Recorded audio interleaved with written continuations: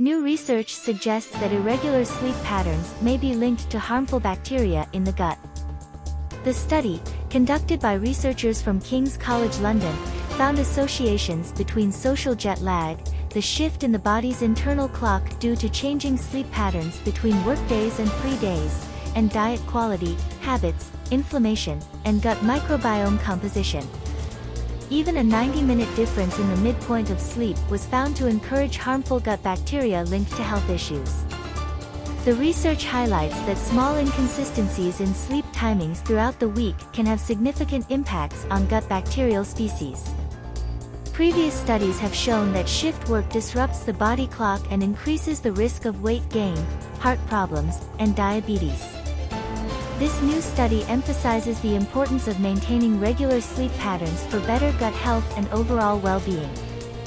Further intervention trials are needed to investigate whether improving sleep consistency can lead to beneficial changes in the gut microbiome and related health outcomes.